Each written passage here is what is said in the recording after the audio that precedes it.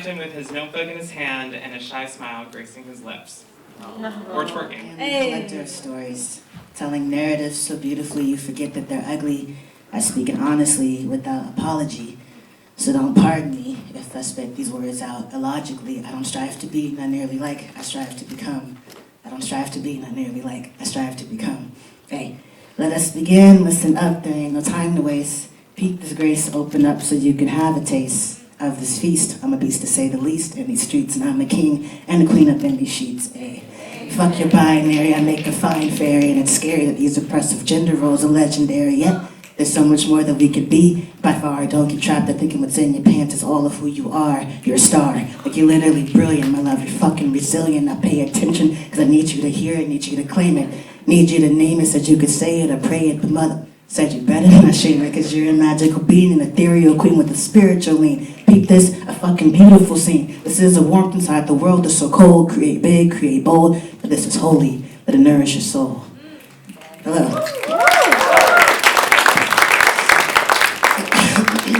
Hi everyone, my name is Jaden. I'm really honored to be here. This is such a beautiful space. So that was a griot. And like different African cultures, the griot is the storyteller, the orator. So that was just my way of introducing you to me. I'm going to share two pieces with you that I've written. This first one I wrote specifically to honor those who become our ancestors, specifically for trans people who become our ancestors.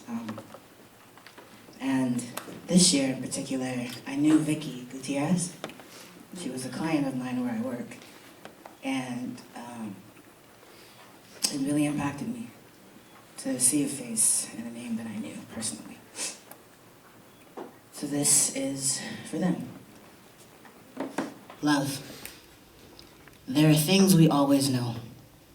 The moment as fear slips sharply into breath, the tremor in each step, the sadness curling like a quiet hum into chest, the deep ache that comes when they refuse to see you, the venom in their voices when they misname you. They're cannibals, consuming the supple fierce of you, clawing every sprout but never see your bloom. The way they claim you this and call you that, this or that, never this, always that, always body, never human, as if you were just body and all of your too much. Too much body, not enough blood pump and heart swell. Too much body, not enough reason to stay. Too much body, but still no body. Too much, but never enough. As if you ain't sacred conjuring. As if you ain't draped in goddess kisses. As if you don't adorn yourself in resilience daily. As if every breath ain't an act of resistance. As if you ain't stardust brilliance. As if you ain't the holiest of magic, love. This I also know. I will not let them forget you. I will not let them mock all the ways of your becoming. I will hold your name tender in my mouth. Every breath, a prayer for you. Every breath, a prayer for me. Every breath, a prayer. Love, I know your every breath was a prayer. Amen.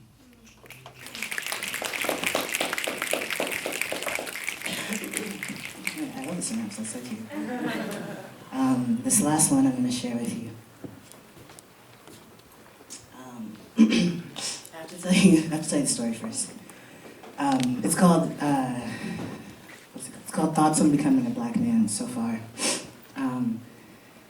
When I came out to my cousin, he's like a typical cis straight man. And he said something to me, and I was like, that's really fucked up. Like, you're homophobic, like, fuck you.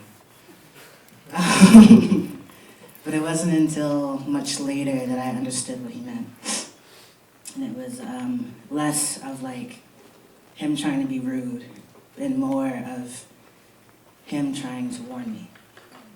And then I had an opportunity to share this poem with him, and he was mad because he was like, you didn't quote me correctly. Like, if you're gonna quote me, say what the fuck I actually said.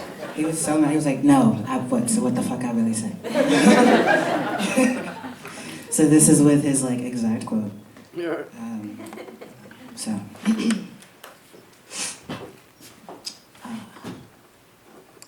Thoughts on becoming a black man so far. 1. When I told him of my journey through gender, he warned, "Don't be a faggot-ass nigga, fam." What he meant was, there ain't no space for soft in your manhood. Don't let all that magic hinge in the sway of your hips. Hollow out the holy femme of you, a divine womb death, a bloodletting of all of the woman in you. They took everything from us, made sport of our burning bodies be hard.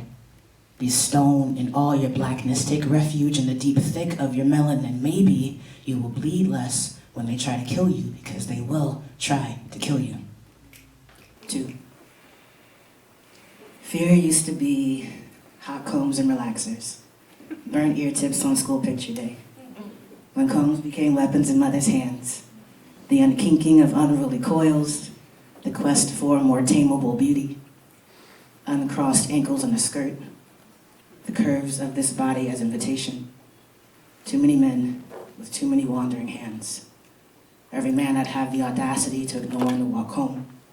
Childhood lessons like blackened knees and learning how to swallow now.